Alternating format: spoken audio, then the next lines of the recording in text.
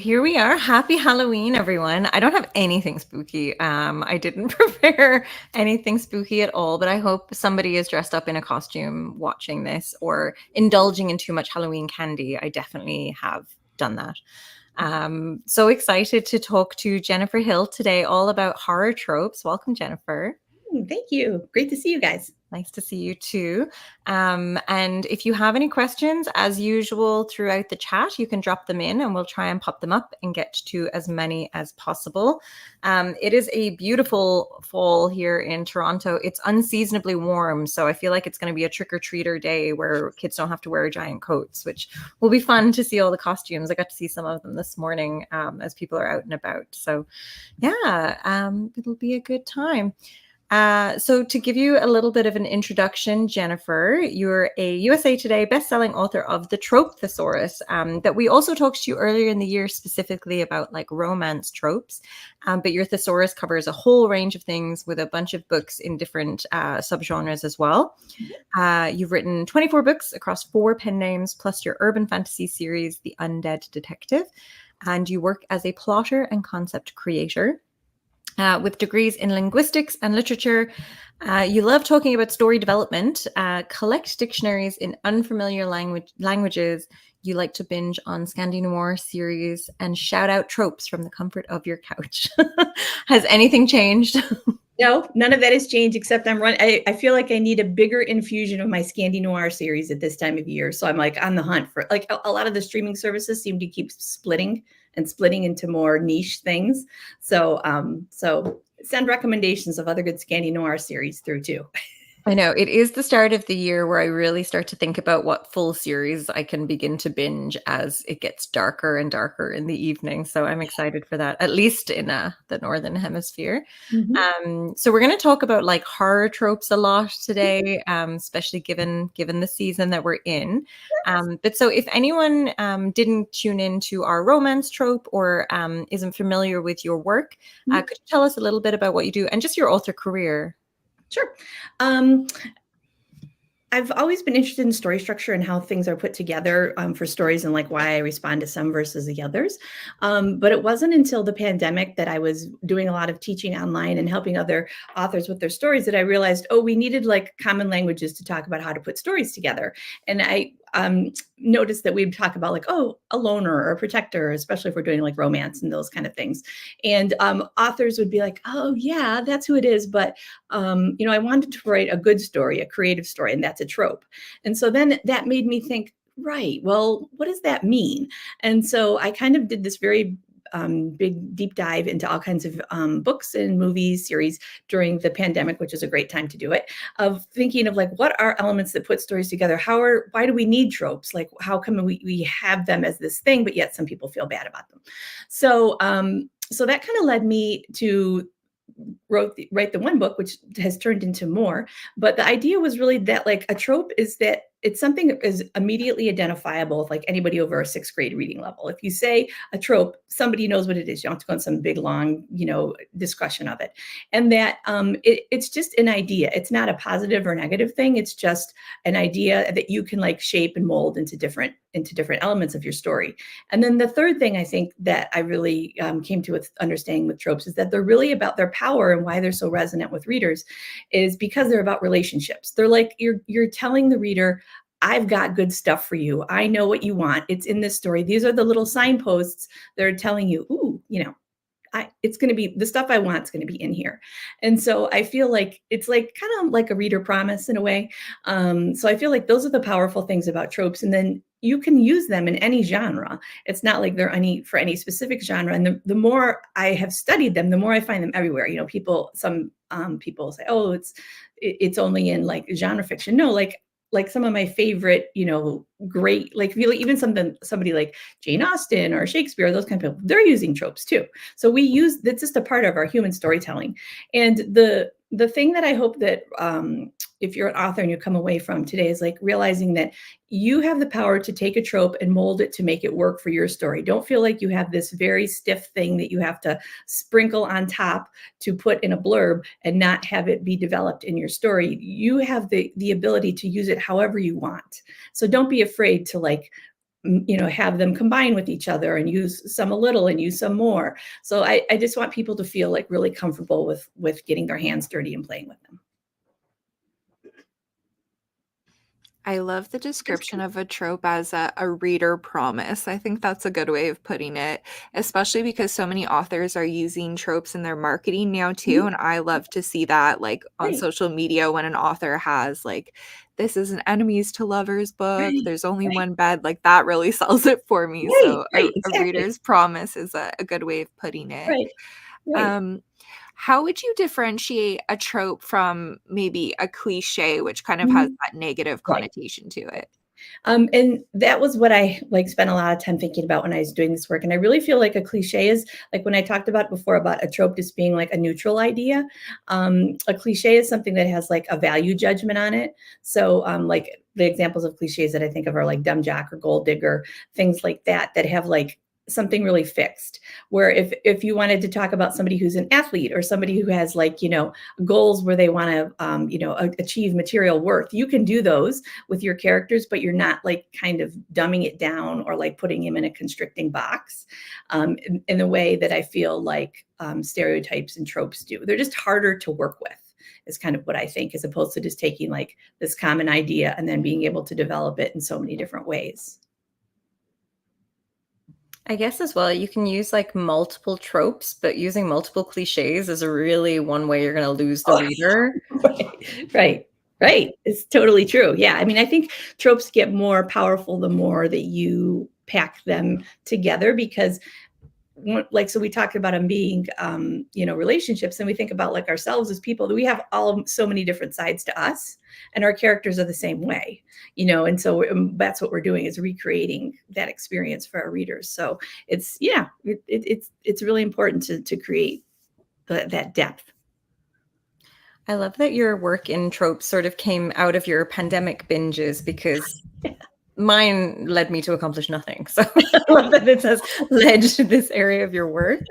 Yeah, it was a surprise to me because, at the time that I was doing it, we weren't talking about tropes the way we were now. So now it seems kind of, I think, less, it would seem like a sure thing now to write a book on tropes. It's a lot like, but at the time, because it was so long ago, it was like, it wasn't that way. And so I was like, I have no idea if anybody will even be interested in this, but it's like something that interests me. And I just, that's kind of one of the things we have to do as creative people, is like follow what our paths are, And so I'm like, I'm just going to put everything I know in this one book, and we're just going to see what happens. And at least I'll have like said what I want to say about the topic.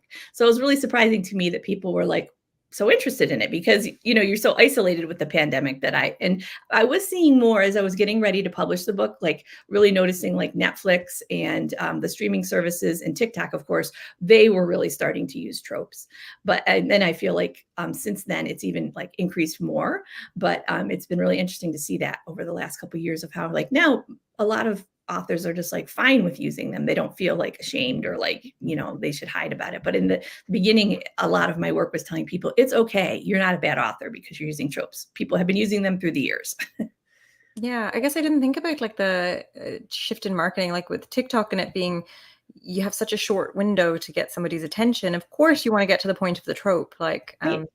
yeah, so that kind of makes sense. But given that it's Halloween, I was excited to dive into your book, The Trope Thesaurus for Horror, which is like a literal thesaurus, which I struggle with saying. But so you start the book with this sentence: horror boils down to one key element, monsters. Can you expand upon that when we try and think about the horror genre? Sure. That's really how I feel about horror, because I feel like horror is a genre that a lot of times people will think their first thought about it is like slasher movies. And those are certainly a large market of the movie industry. But I feel like horror in general has been a trope, a genre that's been around for a super, super long time. Like we can go back, just kind of in literature and think of like all these various stories that were, Frankenstein and things like that, and talking about monsters. And I just love this idea that there's all kinds of monsters. There's like, the kind of literal monsters that maybe like you'll see, in fantasy with like fangs and things like that. But then there can also be like, your best friend who's basically, ghost or gaslighting you, like this, that a monster can be many guises. And I feel like it can be a monster within with things that we're battling and things like that. So I just find I've always really found the idea of monsters really interesting. And it didn't occur, I had been thinking of them more in the fantasy way, but then it was kind of like, as I've gotten older and done this work, realizing, oh, there's such a broad application for monsters. And there's so many different ways that we can use them in literature and we see them in our real life. So for me, that's kind of how I think about horror, is that it's not necessarily like, a bloody thing where you're stabbed a zillion times. It can be, much more sophisticated than that. And there's a lot of depth to them. Not that those horror movies don't make a gazillion dollars, right? Because they keep making them and making them and making them. Yeah, it's like Soul 100 is coming out. Right. It's really fascinating. But there's so much more to it. Like, I have not seen The Substance yet, which is a movie with Demi Moore and oh my God, I heard that it is like the worst body horror. Like I'm just putting it out there. I am a wimp. I cannot do that at all. I had to Google the ending of Shutter Island, which is not that scary because I couldn't watch it on my own. Yeah. You ruined it for yourself. I have to know. I have to know what's happening. I can't. The tension, it's too much. So I'm a bit rubbish with horror. But that's one of the things, I think that's one of the things when you say about monster that was reminding me, is like what I love about horror is that that tension is in there. We might have tension to varying degrees in romance and other subgenres, but you really can't write or be in the horror genre without having tension in some way. And so in terms of like conflict, it's really an awesome genre for that. And you get to decide how to do it. Yeah, you mentioned the idea of like complex characters, simple plot. Mm-hmm. And I guess with horror, like the characters are probably not more complex, but because of, I guess it's the same with like thrillers, like overlap, but because of like twists and turns and like you don't really know what's going to happen, that there are like extremely complex characters that are monsters. Right.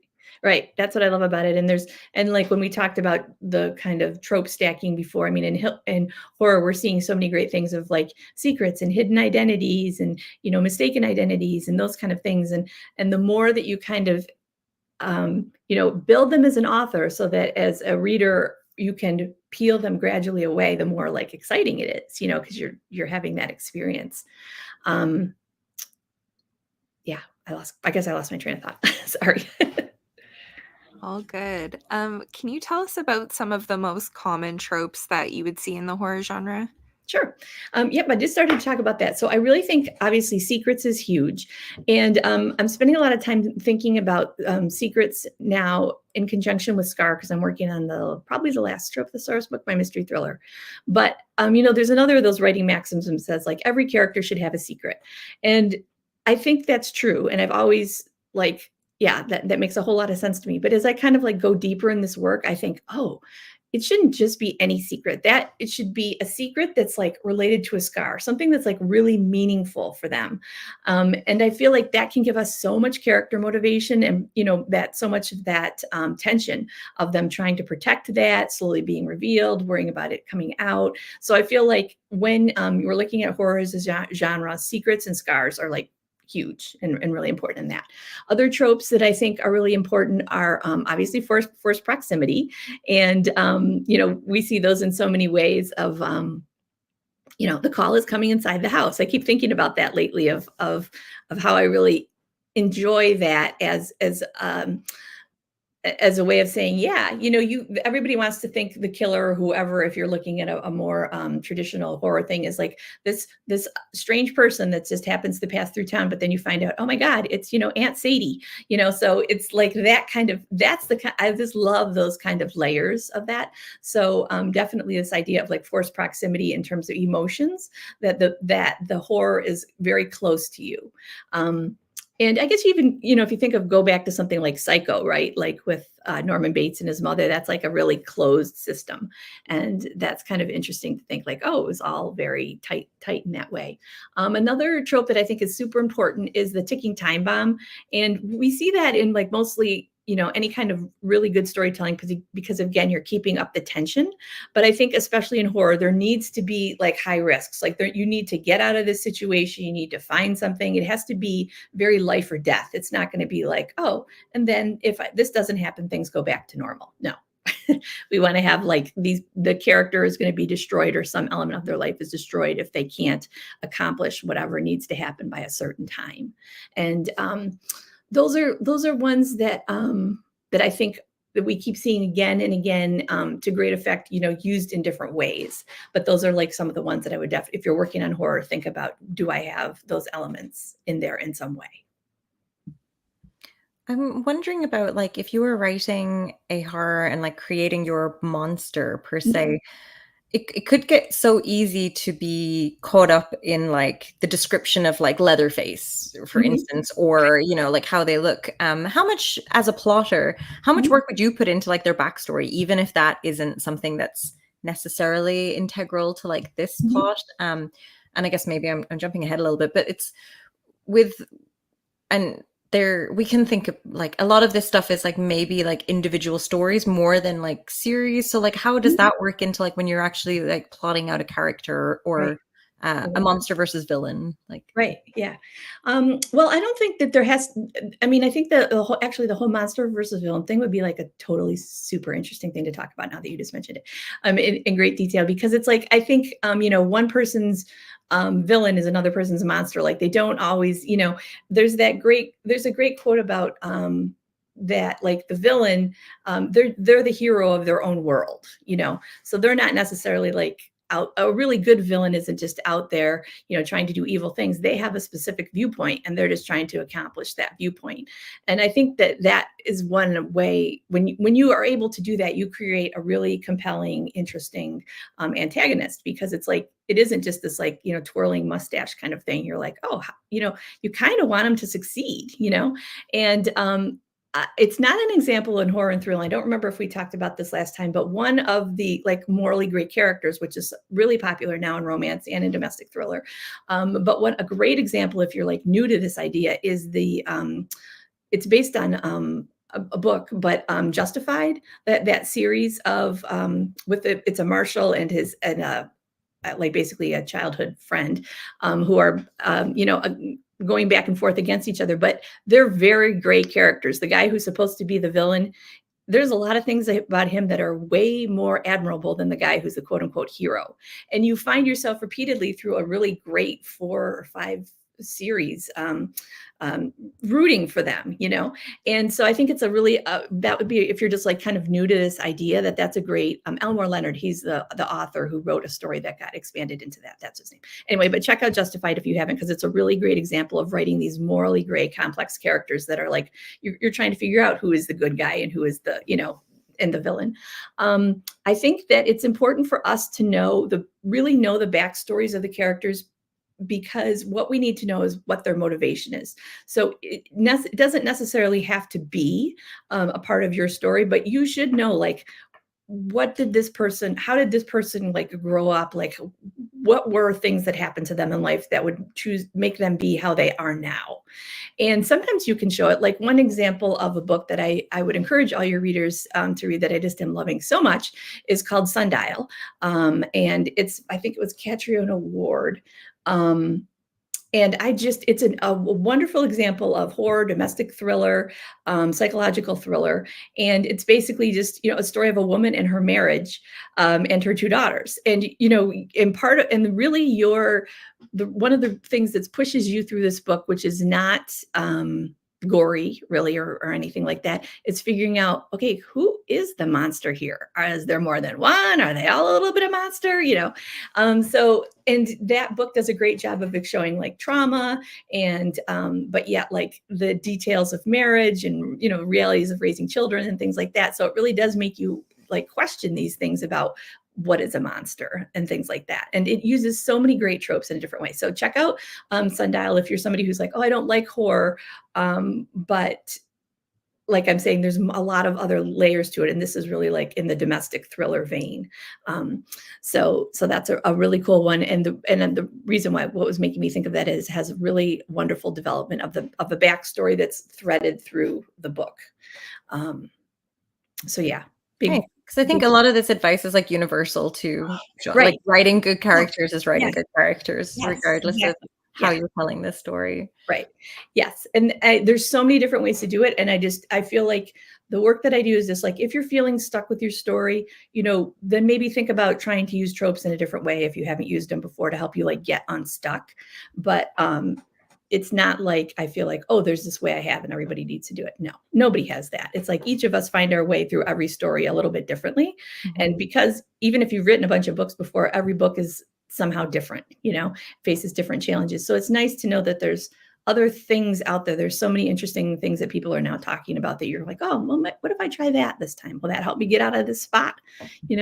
So I feel like that's kind of a thing that tropes can do is like help us if we're stuck because they have that promise of conflict in them. Yeah, that's a great way of looking at it.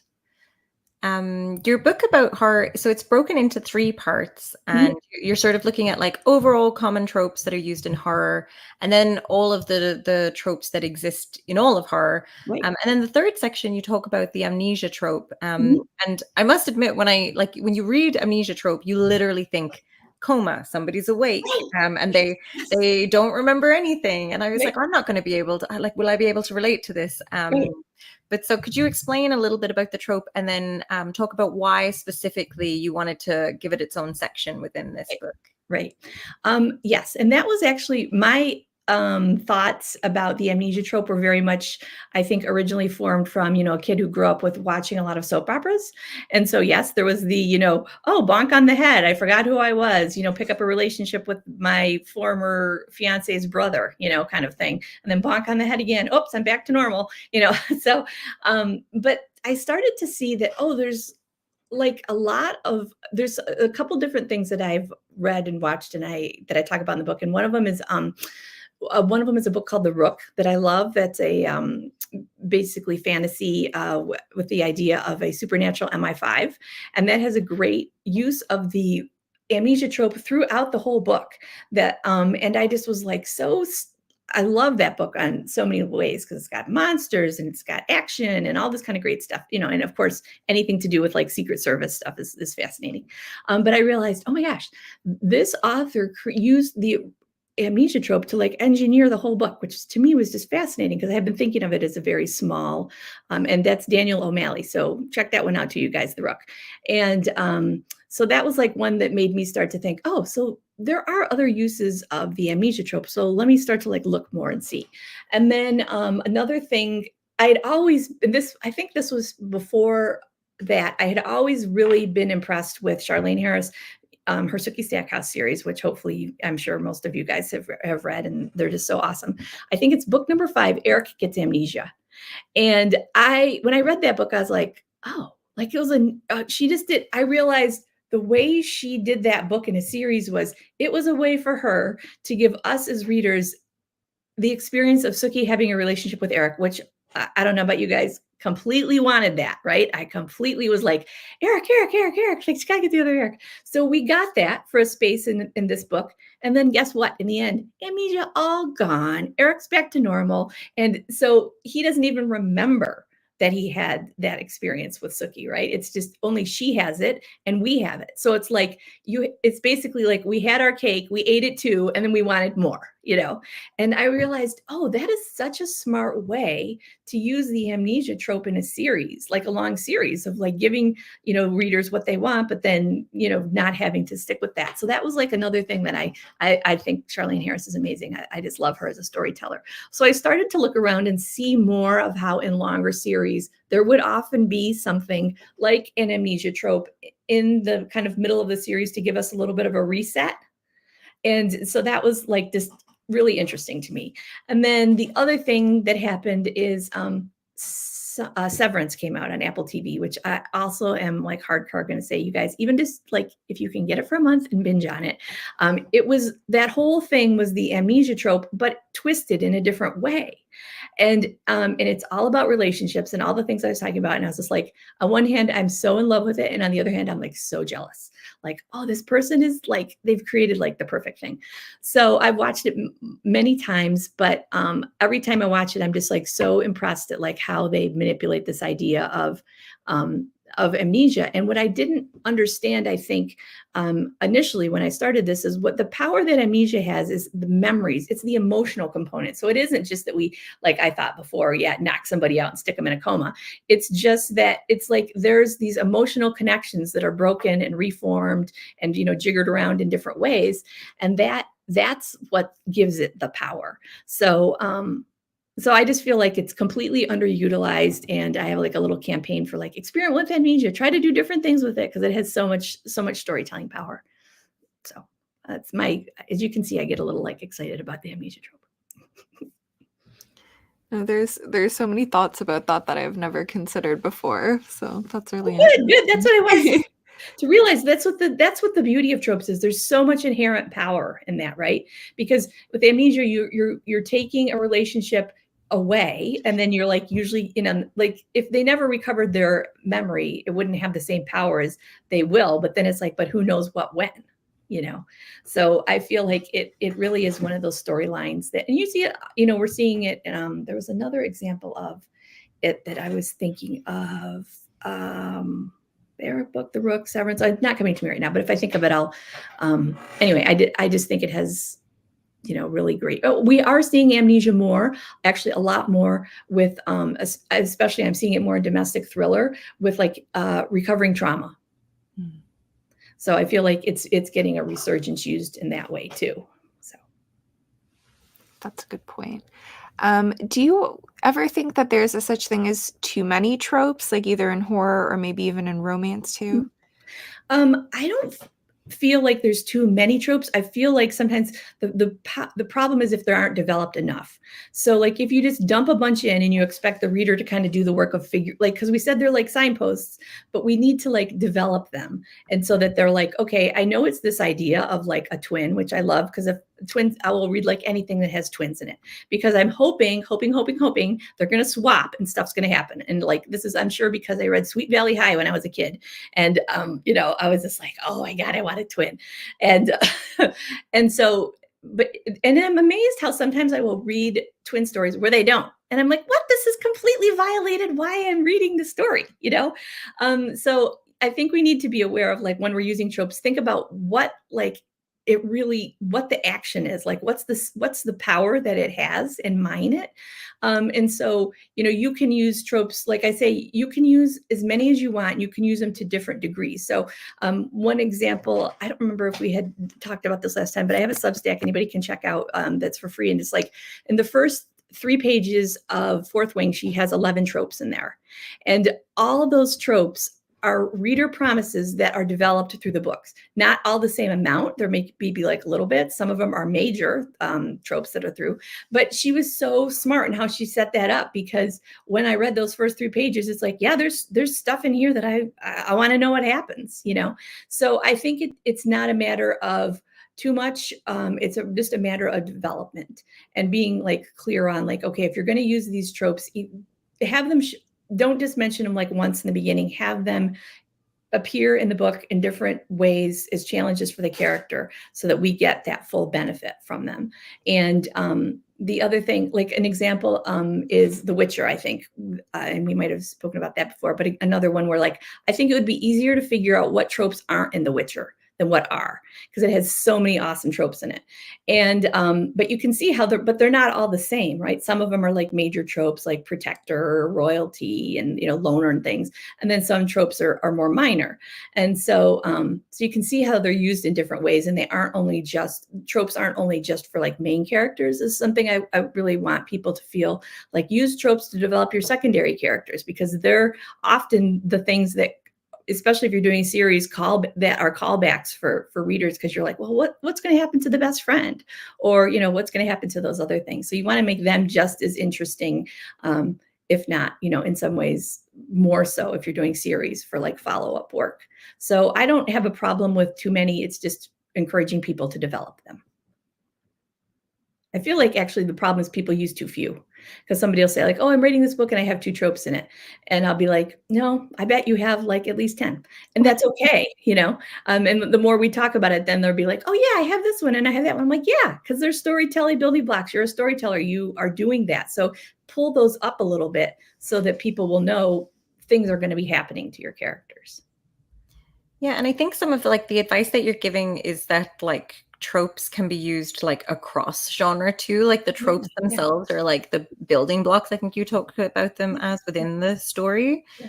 And I think when we're thinking about horror, it can lie within, we talked a little bit about this just before we went live as well, about how there's so many different kind of subgenres where people are using like horror elements in stories. Yeah. And your book had some inclusions that surprised me because, like I said, I'm a wimp. And I was like, well, one, can I say that I enjoyed your summary because now I'll never have to watch those scary things. And I know. Good. What surprised you? It's always fun to hear like so what? Eternal Sunshine of the Spotless Mind Yes, and yes, Alien. amnesia trope. Those Amnesia were trope. yeah, which totally makes sense. But those, Yeah. and then the Alien movie surprised me as well as the inclusion, because I would have been like, that's like the dystopian sci-fi, which I guess Right. is also horror. Right. Like, Yes. I think yeah. I think there's a lot of fluidity. You know, like we were kind of talking about before, is kind of the great things of the digital book generation of, you know, revolution of like that we're able to like have things, you know, cross-listed in such a great way.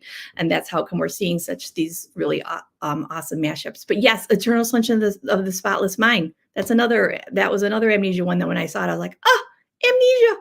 Brilliant.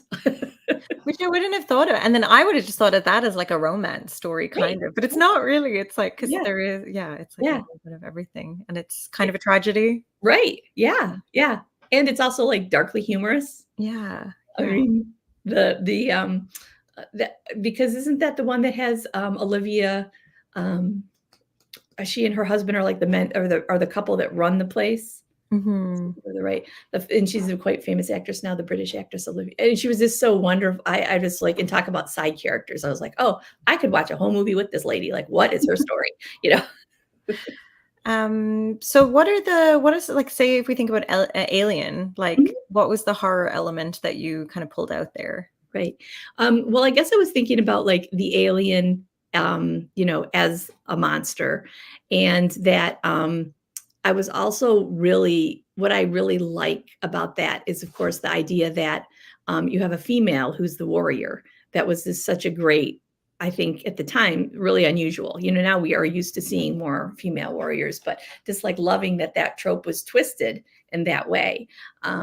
Because I was thinking of it really in like relationship to something like Predator, which I think, you know, which is like, oh yeah, it's like, you know, the very alpha dominant physical male character, and then you had this like woman character who basically, you know, rescues the day and has to survive in that way. And her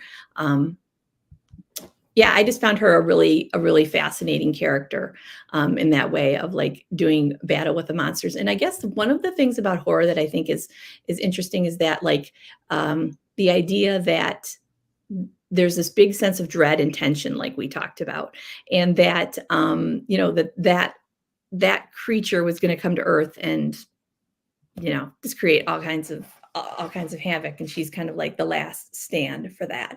So to me, that was just really interesting in terms of like a monster kind of like in a different way. And then I also loved the idea of, you know, forced proximity, like being on a spaceship, you know, like we're like trapped with that thing.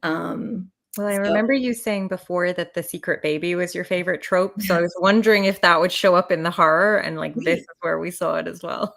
Yes. Yeah. Secret babies. Like I just love Secret Baby. And that was like earlier and now I realized, oh, there's so many great things about it because it's like hidden identity, and there's usually elements of, you know, Scar with it too, because otherwise that's part of, like, I feel like it's one of those super packed tropes that has like, it's a trope, but it's got like a whole bunch of other tropes like embedded in it.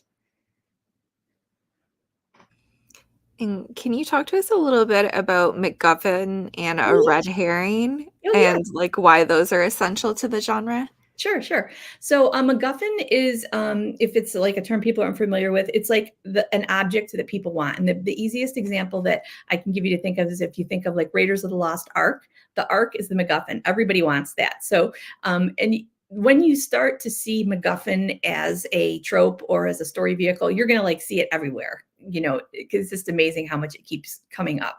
But it's really super. The reason why we see it everywhere and why it's so powerful is it gives a great motivation for the characters, right? They can do all kinds of experiences, all kinds of things can happen to their relationships on the journey to who is going to either acquire or not acquire this thing. So, so I think that's the one thing that's really important to know about MacGuffins. And we see them often in like thriller, you know, usually mystery and thriller, but a lot of times we'll see them in romantic suspense and, you know, and you'll see it in obviously like the idea of horror too. And the other thing you asked me, oh, red herrings, yes. And red herrings are lovely because those are basically another example of like the mystery, hidden identity mystery of like who the layers that we talked about with secrets. So red herrings are like, you think you know what's going on. You've been given incorrect information or you've made an assumption.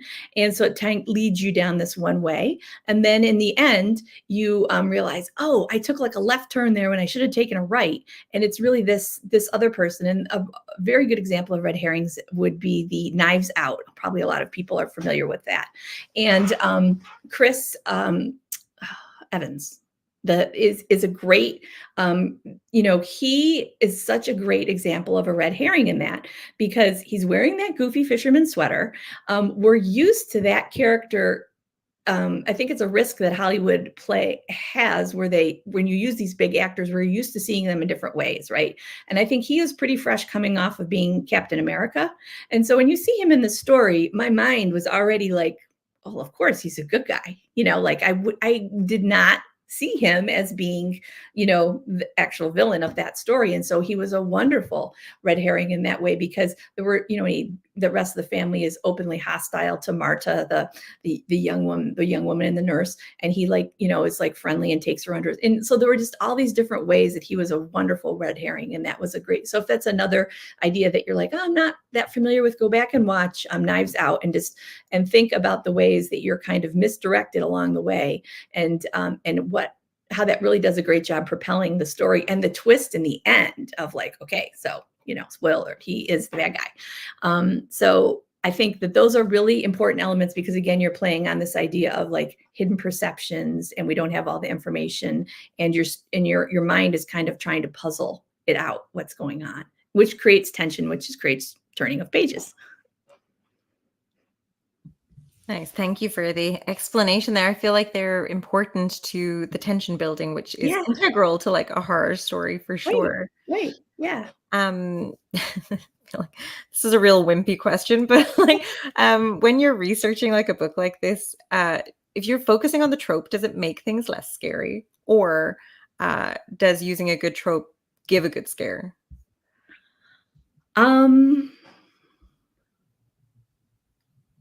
Can you say like, the question again in like a little? So when you're doing your research on sort of like putting together this thesaurus, if you're looking for the tropes, does it kind of take you out of the story a little bit and then perhaps make you not as scared of the story? Or is it just that spotting a good trope makes the scare even more? Right.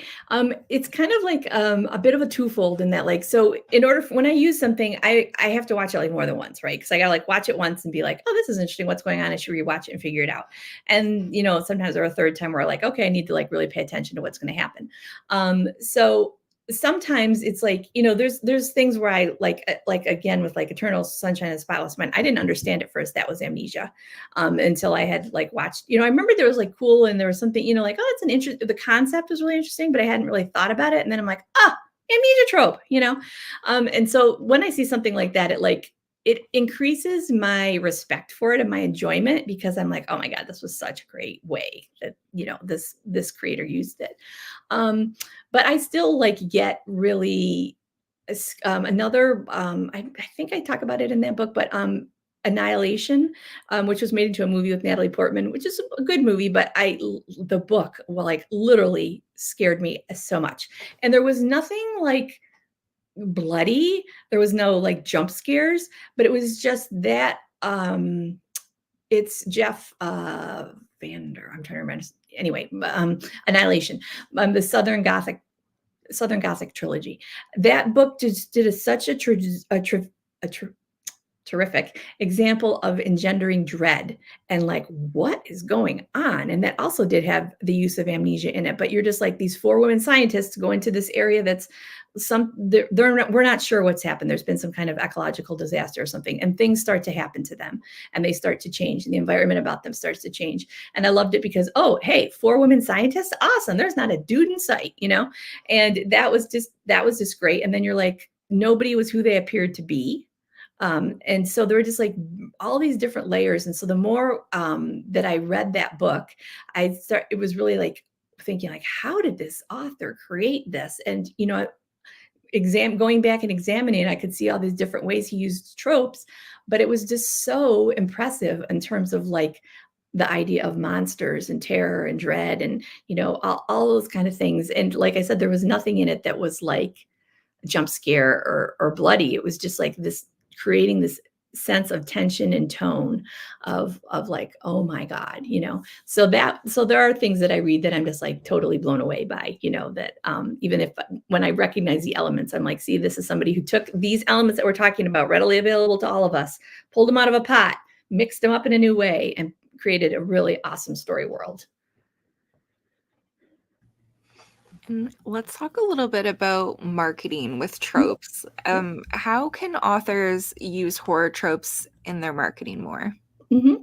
I think one of the important things that you want to use is to show that there's a big risk. There's a big question that has to be solved, and that there's a limited time to do it. So you're really putting up front to authors through your blurb, through your keywords, through questions. If you're doing like, various TikTok things, snippets, where you're showing there's big stuff at risk, there's a limit, and there's a limited time to do it, and that there's a lot of conflict. And it's really hard to not be interested once you're presented with those things, right? So then you're just like, well, what's that about? Like, what's going to happen? I want to know. And that's really our biggest thing as authors, is to remember our main job is to get people to want to know what happens next, and it's an increasingly, in some ways, difficult job in a world where we have so many competing things, cell phones and, streaming services and things like that. But we can still do it a great job. We see examples of it all the time. And so that's like, when I'm talking about all these things, it's important to realize what it really boils down to is how, with your story, can you keep making the reader ask what happens next? And that isn't just with horror, that's with other genres. But with horror, we use it with different ways of like the, different identities, like I was talking about, and like the pressures of time and forced proximity. But that's really just like the main things that you want to engender in your marketing, is to think of how can I create a way that the reader wants to know what's going to happen next, to interest them in that way. And one thing that I think is really important, that we talk about tropes as being, readily identifiable and things that people understand. But that's not like the end of the story with tropes. We need to then take tropes and make them very specific to our stories. So the best blurbs that I read are ones that there's like tropes that are mentioned, but they also show me how the trope has been specified and developed to that world, where I'm like, oh, that's interesting, and so then that makes it more like, okay, why I want to read this story out of all the enemies to lovers stories, why this one is more interesting to me. And I think a great, like a really great example of that is like going back to that Fourth Wing, where she really understood, okay, these are tropes that people want to read, we're going to develop in the book. And you can look at like her blurb and see how she does that. So a lot of times, like, blurbs are your keywords for when you're doing up all your uploadings of things, and any kind of like teasers or trailers or anything like that. You really want to be able to call out like, what are the big emotional conflicts in your story, especially in something like horror, where people think maybe it's more about like a scary location or something like that. You want to root it in like real human emotion.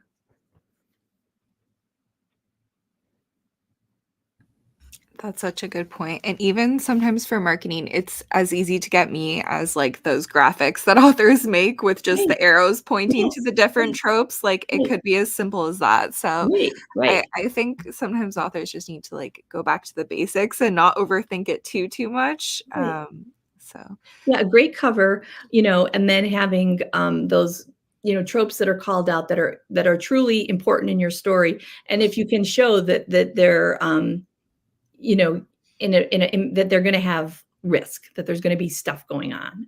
I think those are like really the biggest things, because then you're like, yeah, getting people like thinking about it, because we know people have to see things a lot of times, right? It's unusual that we get somebody who like hits the buy button right away. But if they see it once and they're like, oh, that's kind of interesting and whatever, and then they see it again, they're like, oh yeah, I mean, like they keep thinking about it. And then, so then you have much greater chance of getting, hooking readers in with that buy button if you just keep like presenting the idea of like, there's depth to this book, there's stuff going on, it's cool, and like understanding that. And if all else fails, just put it in the title, like Eric gets amnesia. Yeah. And amnesia or whatever. Yeah. It's really interesting to me. So one of the books that I've read recently that I just love, that is an example of domestic. That was my next question. Oh, okay, cool. I was thinking of, Tara's comment just reminded me of that. Love Letters to a Serial Killer. I want this like assigned reading to everybody. And it's domestic thrillers are super popular now. Probably everybody's heard of like, Freya McFadden and The Housemaid, and like that has just spawned like, I mean, there's domestic thrillers everywhere, and it's a really fun genre. I think it's like women are really ready for something that's like a little different, and that's providing that. And and so this book, Love Letters to a Serial Killer, is great because it's exactly in the title what it is, and so you're just kind of like, huh. I mean, I was like, oh, okay. And yet the book itself is so deep, has so much more like goodness in it, and like really unflinching look at female relationships. I was describing it to a friend of like basically like Fleabag. If Fleabag had written a thriller, it would be this book, and I just think it's really neat. And so that's an example of something where like in the title, she calls out like what a major structure of the book is this woman writing letters to a serial killer. And then there's a whole bunch of other stuff that happens, but it's like, okay, that's a little different. I mean, it's like to be called out in that specific way. So that's one I really, really loved. I loved Sundial, which was the one I talked to you guys about. I really recommend another example of the horror domestic thriller with a family. And that has probably one of my favorite first lines, Sundial, where she says, I know my husband's having an affair again because my daughter has the chicken pox. And I picked that up in a bookstore and I opened it. I was like, I'm buying it. That's a good first line. That may have convinced me too. Yeah. I was like, what? But then I thought about it and I was like, oh my God, there is so much in that, right? Because it's like, my husband's having an affair again. There's some past history of stuff going on, her kid's sick. Any kind of parent can relate with, oh God, that's like such a thing you got to do. Like there's a whole promise in that first line of stuff that's going to happen in that book. So that's another book that I think is great in terms of it kind of crosses all these lines of like horror, domestic thriller, things like that. It's also very confident. Like I know, like just like the tone of that as well. You're kind of like, oh, who's this person? Right. Exactly. Yeah. It's not your basic, like, okay, I'm going to give you like my life stories, little back, you're asking the reader to like pay attention, to kind of like pull forward in that way. I read recently a really good, it was really, I think it's a fantasy, but I would also say because it deals with like monsters in a cool way, called The Last Blood Carver by Vanessa Lee. I thought that was really great. I read The Unkindness of Magicians, which I really also enjoyed because I'm a little tired of Dark Academy stuff personally. I understand there's like seems to be an insatiable desire for it in general, but this was an idea of kind of contests and magic, but with adults. So you're not like dealing with teenagers or young adults. It's like in the adult and a magic in the adult world. So it's kind of like a little bit of a way of Charlene Harris of like their supernaturals and how they're functioning and things like that. So those are some books that when I think about them, I realize, oh, there's tons of tropes in them, but they're like twisted and presented in ways that feel like really fresh. And that like make me very, interested in like, oh, what's going to happen next? But yet I could still relate to the characters. I'm going to put Laura on the spot and ask if you have any thrillery, horror-y recos. Ooh, I just started one. Hold on. Let me get the name of it before I butcher it. Oh, it's called Hidden Pictures Ooh. by Jason Rekulak. Oh. And I'm not like too far into it, but it was another one that kind of like pulled me in from the first chapter. Ooh, Hidden It's Pictures. I have to check it out. yeah, it's about a woman who takes a job as a nanny. Oh yeah. Yep. And she sees she starts to notice that the boy she's looking after is drawing really strange pictures. I hate it. I Uh-huh. hate it. I hate this. Yeah. So I'll have to give Tara the update after I Yes, spoil yes. it for her, so I can't freak her out Right, too much, but right. Wow, it's so fun. cool. So that's like totally like, right, the domestic, that's like Exactly. the, Yes. yeah, and which is so popular. Like that's Freya McFrat, you know, did so much that with The Housemaid. And again, calling it out in the title, like Yes. fascinating. So Nice. yeah, I have to check that out. Yeah, we've been dropping the books into the chat. So if anyone that's watching is interested, you can go and see and check them out. And just hopefully we've increased your TBR pile. Yes, yes. It's a good time of year. It's a good time of year to like stock up all that stuff. Totally, totally. So what's next for you in the trope writing world? And then also with your fiction as well, like what are you working on right now? Yeah. Well, my brother and I have been working on a cozy mystery series, and I'm really enjoying working on that because I enjoy working on stuff with my brother. Because I tend to like view things a little darker, I always have to like laugh of like, I'm like, but maybe we should have another body here, go into like more stuff. And I was like, no, it's not really how that, you know, I know that's not the genre expectation, but it's just kind of funny it's good to work with somebody who's like, he just loves it. So he's like very like, we're in the, you know, in the world of the characters and the community and stuff like that. But it's just kind of like, so, and then my own thing I've been working on is a fantasy, I guess you call it kind of a romp, and I'm going to try to get that out next year. But basically I love this idea of the Victorian era and magic, but not set in England, in like other part, because of the Victorian, you know, obviously. So this first one would be in Egypt. And it's this kind of like stolen loot and magic and all these kind of things. So that's been really fun to work on that. And then the other thing that's keeping me busy is working on the last, probably the last Trope Thesaurus, my mystery thriller one. So that's like, I'm doing a lot of like consumption of mystery and thriller to like figure out, you know, things about that. And the memoir one isn't going to happen. I still want to do that one because I keep reading really good memoirs, and I'm like, oh, so I should probably don't block yourself off by saying okay, the last one yeah. for now. yeah, last one for now. I know, because I just kind of I keep feeling like, I don't know, people are probably going to get sick of these, you know. No, I think you've cornered a good area of like they're just like good references to have. I like the way you've broken them down and like so easy to recognize the tropes that you might not think of as a trope. Well, I'm so happy. That's what I want, is like people to realize they're out there and like just get used to looking for them and seeing them. So I'm still thinking about, because I've just read, I'm trying to remember the name. I just read a really good, Anne-Marie Tendler has a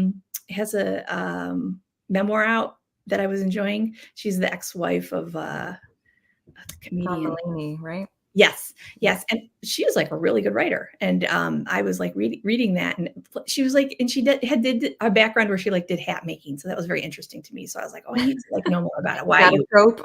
Like all the hat makers. Yeah. Like I need to know about hat making, you know? So I probably will, but anyway, so yes, you're reminding me, Tara, that I am still interested in that, and I need to like not squash it. But the next year's thing will be doing the mystery thriller and getting that out. So right now I'm doing a lot of reading of and watching of mystery thriller stuff, which is good at this time of year, you know, nice and dark. So at least they're always fun to research. Yeah, it is. And then, you know, pester people about like, hey, do you think about this or that? Have you watched this or that? You know, so yeah, so just working on that stuff and going to a couple conferences and just. And where can listeners find you online? Oh, my website's the best way, www.jenniferhilt.com. You'll find out, like, you can get directed to other things like my Substack or my YouTube, sign up for my newsletter to hear what I'm up to and things like that. Awesome. Thank you so much for chatting with us. I feel like we could keep going for days and days and get me more scared of different things. Yes, Always builds up my TBR pile. I know. Your passion really comes through for the tropes, and I always love being able to see what we can do with the different genres. And yeah, it's making me look at like scary things in a different way. For sure. Good. That's what I hope is like, because it's, yeah. There's just so much out there in that I just like want people to realize that it's like, in a genre, there's so many other subgenres and little things like that. And so it's not just like one thing. Cause I know in the beginning I was like, oh, I don't like horror. But then I was like, but I like creepy things. I like things that make me like nervous, but I not necessarily. And so then it was like, oh, it's monsters. I like monsters. So yeah, but thanks so much for having me. It's just fun to visit with you guys. And, people feel free to ask questions or reach out or just keep reading. I think the biggest thing is keep reading, keep writing, and keep like looking, keep thinking about when you're watching something. Why do I love this? Why don't I love it? Things like that. It really makes us better storytellers to be thinking about along those lines. Yeah. And I think just to reiterate what you said at the start and what Laura highlighted, just like your trope is your reader promise. So you want to make good on that as well. And I think that's a good motivation for the writing piece. Right. Exactly. Thanks so much, Jennifer. This was great. Oh yeah. Thanks for having me. And thanks for everyone for viewing. We'll be back again next month. Happy Halloween. Go eat some candy of whatever your preference is, and hopefully not get too scared by anything. So, or steal your kids' candy after they go to bed. That's the other good parenting tradition is like. They shouldn't eat that much, I know, exactly. We're just helping. Yes. All right. Bye, everyone. Thank you. Bye, everyone. Bye-bye. Thanks.